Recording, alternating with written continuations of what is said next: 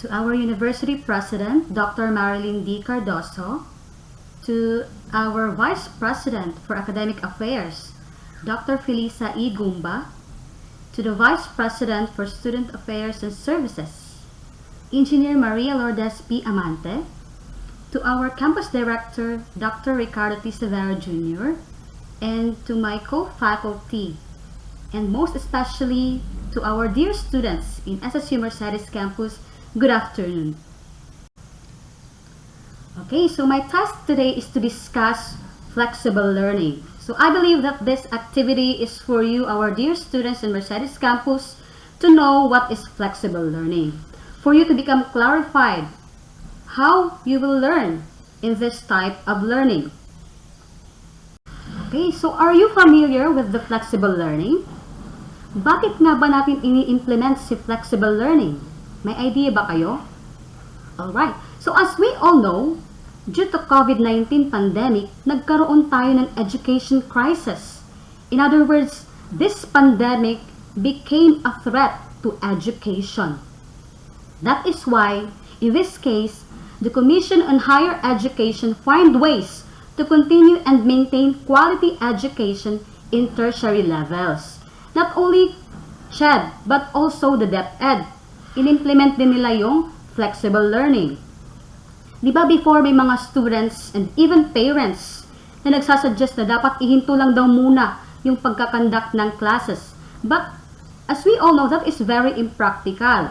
Kung ihinto natin yung pagkandak ng classes, ano na lang yung gagawin ninyo? What if 20 years pa bago mawala si COVID? So may stagnant kayo, my dear students. Wala kayong learning. Di ba? So that is why the Commission on Higher Education provide an alternative ways para mapagpatuloy pa rin ang pagkakaroon ng klase and in order for you to learn. Okay, that's why we are here in this virtual place to discuss and explain flexible learning. Okay, ito yung magiging alternative mode of delivery of instruction here in our university. Okay, so what is flexible learning? So how prepared are you with this new normal way of learning? So with this topic, you will know on how you're going to learn with this kind of learning platform. So before I give you the definition of flexible learning, let us define first learning. Okay, ano nga ba si learning? According to Cherry in the year 2020, learning is an ongoing process that takes place all throughout the lifespan and not only referring of having a formal education during childhood and early adulthood. So in other words, learning does not only refer to a formal education na kagaya ng face-to-face class setting. Since it is an ongoing process, you can have learning wherever you are. Kahit nasa bahay ka lang, you can have learning. Okay, you have to remember that. Ano naman si flexible learning? Okay, what is flexible learning? Okay, flexible learning is a type of learning and teaching wherein students and teachers are freed from the limitations of the time, place, and pace of study. This includes managing where to start and to finish the learning activities, assessment tasks, and assessing the educational resources in different kinds of platform. So, si flexible learning, this is a type of learning na kung saan you and your teacher, you decide kung anong time, kung saan, kung kailan nyo gustong mag-conduct ng activities. So, in other words, you have your own schedule. You're doing it with your comfortable schedule. So, ikaw yung nagmamanage kung kailan mo gustong magsimula, kung kailan mo gustong tapusin, as long as you are doing that within the time frame. Hindi rin pwede na kung kailan tapos na yung semester, ay saka mo lang siya gagawin. So, hindi pwedeng ganon. Dapat within the time frame, although flexible siya. Okay, so flexibility in learning and teaching is applicable both online and offline mode. So, meron din tayong online at saka offline mode. Okay, so now let's proceed. Teaching instruction and student learning in flexible learning. Okay, it can be organized through synchronous learning and asynchronous learning. So, ano nga ba yung dalawang ito? What is the difference of synchronous learning and asynchronous learning? Okay, synchronous learning. So, when we say synchronous learning, it is a kind of learning that happens in real time. So, in other words, at the moment siya. At the moment yung ginagawa yung teaching and learning process. Okay, so this means that you, your classmates, and your instructor interact with a specific or in a specific virtual place through a specific online medium at a specific time. So in other words, meron kayong fixed schedule. Meron kayong fixed venue kung saan nyo gaganapin yung teaching and learning process ninyo. Okay. So, naintindihan nyo ba yung synchronous learning? Napakadali lang po, di ba? Okay. So, in other words, it is not exactly anywhere, anyhow, or anytime. Kasi sabi ko pa kanina, meron siyang fixed schedule, fixed place na kung saan nyo gaganapin yung learning. Just like what we have right now. We are in this specific time, di ba? We are in this specific virtual place. Okay. So, methods of synchronous online learning includes video conferencing, okay, just like what we are doing right now, teleconferencing, live chatting, and live streaming. So, again, to make it simple, pag sinabi natin synchronous learning, yung teaching and learning process ninyo is nangyayari at the moment. Meron kayong fixed schedule, meron kayong fixed na area kung saan kayo magkakandak ng inyong teaching and learning. Alright. So, what is asynchronous learning? Ano naman si asynchronous learning? Ano yung pagkakaiba ni asynchronous learning kay synchronous learning? Okay. So, si asynchronous learning, it happens on your schedule. Okay. So, sino ba yung mas flexible? Okay. Si asynchronous learning because it happens on your comfortable schedule. Ikaw mismo yung magdi-decide. Wala kayong fixed schedule. Di ba? Okay. So, your course study, your instructor, or your teacher, or your degree program will provide materials for reading, lectures for viewing, assignments for completing, and exams for evaluation. You can access and satisfy these requirements within a flexible time.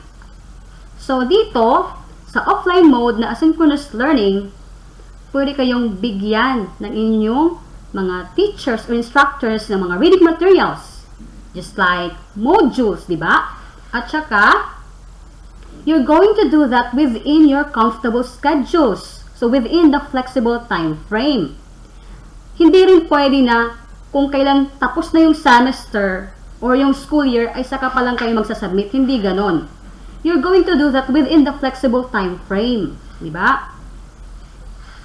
Right.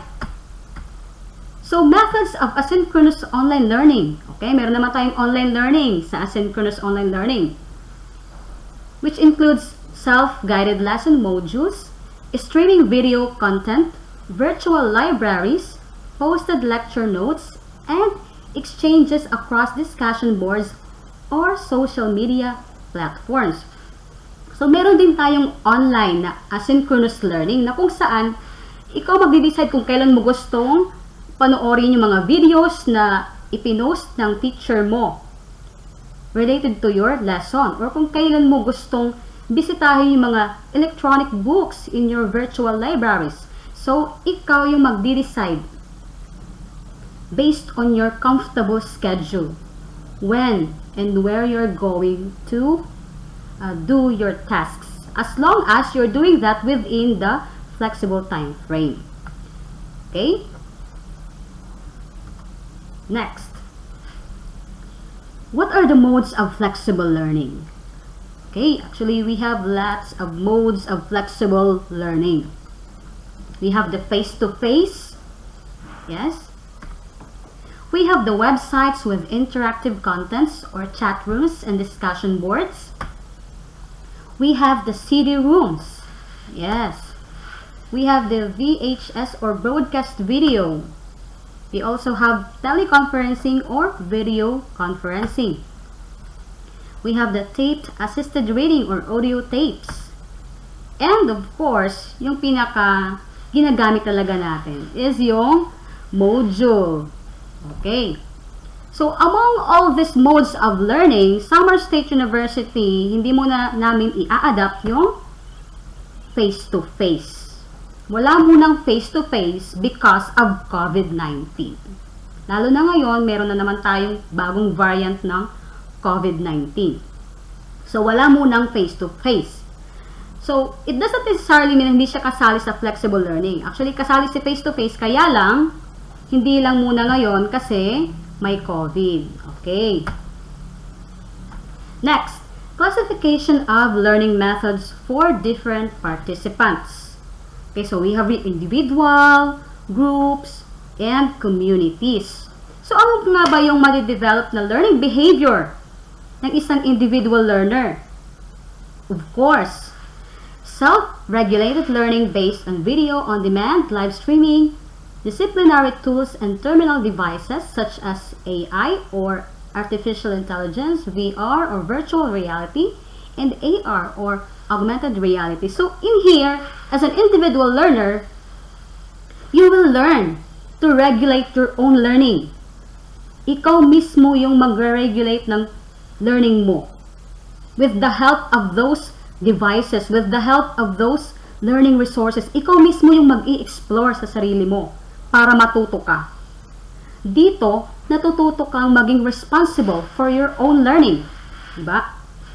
So, yan yung magandang na itutulong ng flexible learning. Nagiging responsible yung isang learner sa kanyang learning. He or she will learn on how to regulate their own learning, on how to assess their own learning. Okay, so yan. Autonomous and exploratory learning based on learning resources websites. Next, we have also groups. Okay, we have also group learners. So, what are their learning behaviors? Of course, magkaroon ng group discussions based on social media or online platforms, online forums, online group collaboration based on collaborative learning tools, inquiry learning based on project or topic. Okay, so we have also communities. This kind of learning behavior is that you will learn to construct knowledge based on your learning community. So in other words, in this community, parang mayroon tayong sinasabing contextualizations. You are constructing knowledge based on the community that you are in. You learn something from your community. Alright. Okay, so now let's proceed to the examples of learning activities in flexible learning. So as you can see, meron tayo ditong color red, which refers to individual, and color blue, which refers to asynchronous learning, and the color green, which refers to synchronous learning. So sa color red, which is the individual, yung learning activity dito is reflection. Okay, so we have voice thread, reflection paper, blog, and participant self-evaluation. Sa asynchronous learning naman, which is kulay blue, okay, makikita natin dito, we have 4 learning activities na example. We have the wiki. Okay, sa wiki, we have the gallery, visual collage, develop team collaboration rules, collaborative authoring, and best practices contribution. We have also collaborative project, just like the collaborative paper, voice thread, research project, and anything on the wiki. We also have podcast voice or voice posts. Okay, we have here the voice reflection. Okay, we have here the check-ins, instructors and students. We have here practice speech or communication or coaching. We have also here radio ad or promo. And the last is we have forum. Okay, continued group discussion, and individual reflection. Sa synchronous naman, which is, ano pa yung synchronous? This is a type of learning that happens in real time. Okay, meron siyang fixed schedule. You can have virtual meetings. Okay, virtual meetings. And it only happens during office hours. Diba? Sabi ko pa nga kanina, meron siyang fixed schedule. Okay, it has guided discussions. Examples, Illuminate, Connect, WebEx, and discussing collaborative project work. We also have chat. Okay, it also happens during office hours. Sabi ko nga kanina, meron din siyang fixed schedule kasi nga synchronous. It happens in real time. So, meron din tayong Q&A. We also have guided discussion, scavenger hunts, links or images, chat transcripts, private, and small discussion. So, that's it. These are the examples of learning activities in flexible learning. So, I hope na maging familiar kayo sa different learning activities na maaaring ibigay sa inyo ng inyong mga instructors as you go along with the flexible learning. Okay, now let's move on to the assessment and evaluation in flexible learning. So, conducting assessment activities is a significant manner to which learning outcomes can be measured. It determines the degree to which goals have been reached or what particular topics are successful and needs improvements. So, we, the teachers, this is very important for us to give assessment and evaluation for you, our dear students, because this is how we measured your learning. Whether kung naintindihan nyo ba, naka-learn ba kayo, what are your strengths and weaknesses with the topic that we have been discussing, what are the areas that needs improvement. So, with this assessment and evaluation, we will know kung saan ba kayo mas natuto at kung saan ding area kayo medyo nahihirapan. Alright. So, either the means of learning is through synchronous or asynchronous, teachers can select from various forms as to what type of evaluation to be conducted. So, we have here an examples. Okay. So, we have formative assessment. We have summative assessment. We have feedback. We have authentic assessment. We have performance assessment. So, when we say formative assessment, okay, are you familiar with formative assessment? It is a kind of evaluation that happens during the learning process, because its purpose is to monitor your learning and to provide ongoing feedback. Just like, for example, yung mga recitations, di ba? For example, nagdi-discuss ako ngayon and then magtatanong ako, okay, what do you understand about flexible learning? And then sasagot yung bata. And then I will give feedback whether kung okay ba yung sagot niya o hindi. Or a teacher can also give a quiz right after a specific topic. Okay, yan. Kasi yung purpose ng formative assessment is to monitor kung talagang naintindihan nyo yung lesson na dinidiscuss ni teacher. So, si formative assessment, nangyayari to during the learning process. Okay. Si summative assessment naman, yung pagkakaiba niya is, this is a kind of evaluation that happens after the learning process. For example, ng mga summative assessment is yung mga final exams, midterm exams, yung mga chapter test, yung mga pangkabuoang unit ng pagsusulit. Yon, yung mga example ng summative assessment. Okay. We can also have feedbacks. Okay. Feedbacks about your performance, feedbacks about your output. Okay, we can also have that. While authentic assessment naman and performance assessment, actually, performance assessment can also be authentic assessment. Okay, so authentic assessment naman, yung maaaring gawin ni teacher sa inyo is pwede kayong hingan ng mga projects or outputs, just like you're going to innovate a specific product, especially sa mga BS Fisheries major here, di ba? Okay. You can also create a portfolio. Example yan ng authentic assessment. You can also perform a certain skill. Just like for example sa subject ko, PE. Okay. Example yan ng authentic assessment. Yung meron kayong mga sinasabing performance task. Yan. Authentic assessment yan. Next is, the following are examples of how your teacher will rate your performance both in asynchronous or synchronous learning. So number 1, your teacher will require you to have a presentation. Okay, may example din dito. Okay, example presentation.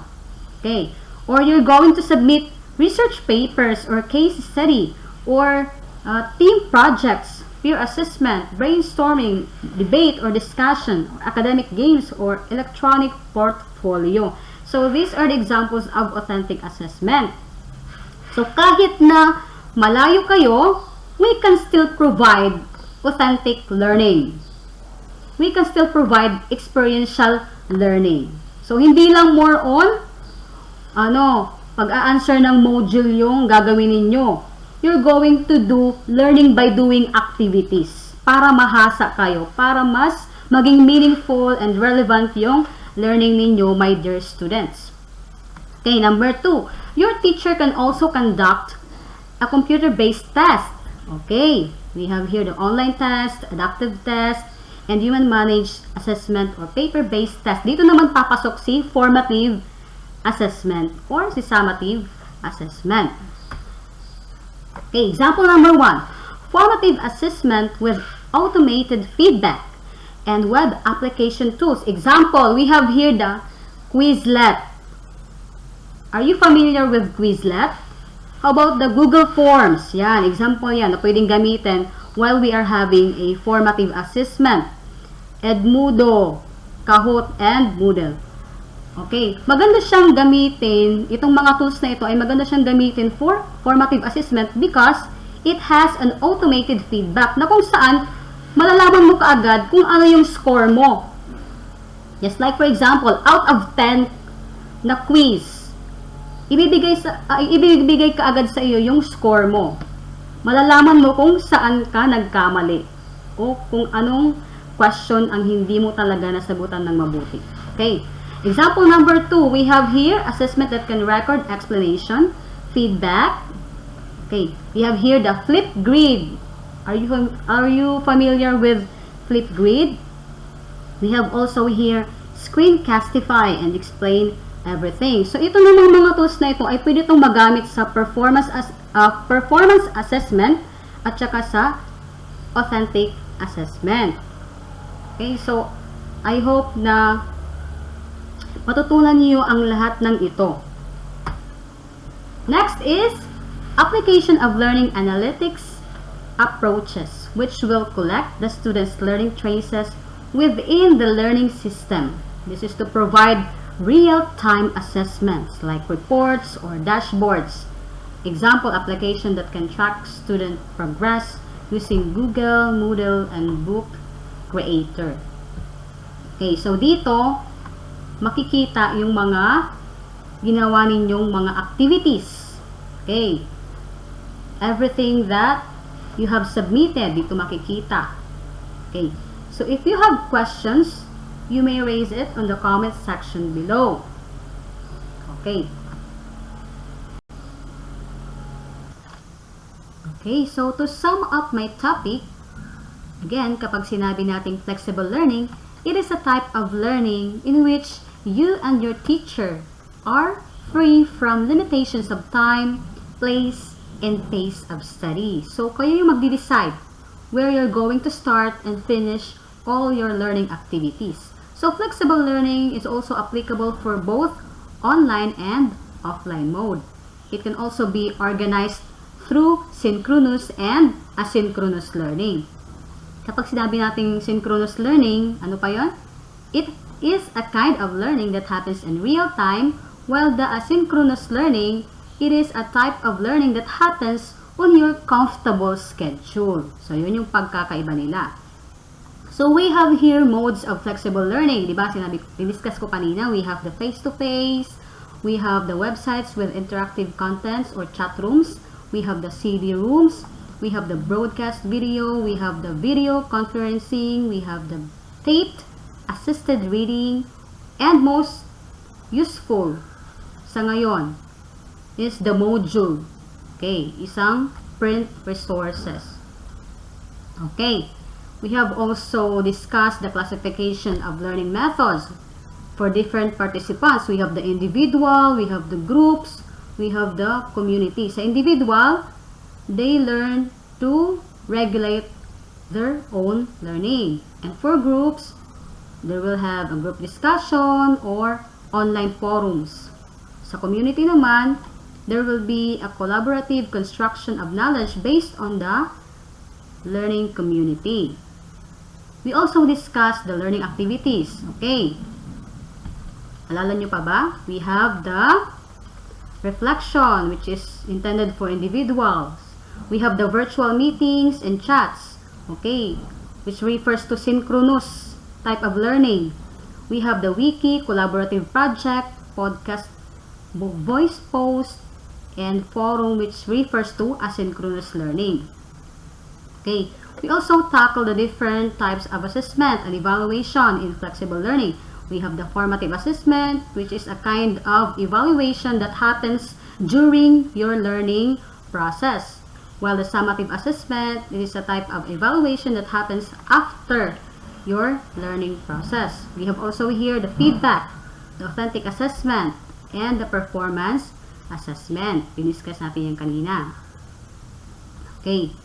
So, sa formative assessment, pwedeng gamitin ni teacher yung Quizlet.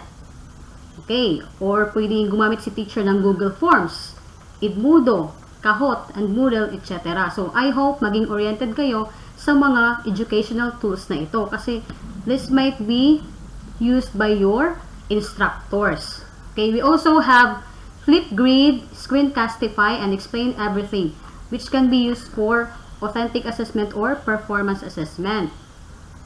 Okay, so I hope you learned from my topic. Thank you so much for listening.